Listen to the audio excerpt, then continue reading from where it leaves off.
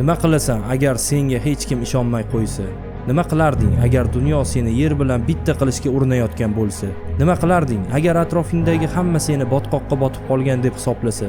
Sen taslim bo'lasanmi yoki o'zingni olovda yoqib butun dunyoni hayratga solasanmi? Ichingdagi ovoz senga pichirlaydi. Hammasi tugadi. Orzular o'ldi. Sen hech qachon buning uddasidan chiqa olmaysan. Yo'q, bu yolg'on. Sen ichingdagi boshqa bir ovozni topishing kerak. Bu ovoz haqiqatni aytadi. Bu ovoz aytadi: menda kuch bor. Men orzularimni haqiqatga aylantiraman. Menda hafsala yo'qolmaydi. Men uni yashayman. Menda yetarlicha kuch bor. Menda yetarlicha aql bor. Men g'olibman. Sen tubanlikda qolmaysan. Sen cho'qqiga ko'tarilasan. Sen qat'iylik va iroda bilan harakat qilishing kerak. Sen hech kimga o'xshamaydigan darajada kurashishing kerak. Bu dunyoda ikki turdagi odamlar bor. Taslim bo'luvchilar, eng yuqori cho'qqilarni zabt etuvchilar. Sen kim bo'lasan? Men aytaman, sen qo'rqoq emassan. Sen buyuk bo'lish uchun tug'ilgansan. Dushmanlaring bo'ladi.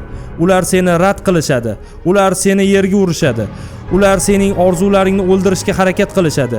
Lekin ular sening natijalaringni rad qila olishmaydi. Ularga eng yaxshi javob bu katta muvaffaqiyat. Seni hech bir odam qutqarmaydi. Seni hech bir odam cho'qqiga ko'tarib qo'ymaydi. Sen o'z hayotingni qurishing kerak. Kimdir kelib seni qutqarishni kutma. Taqdiringni o'zing yarat.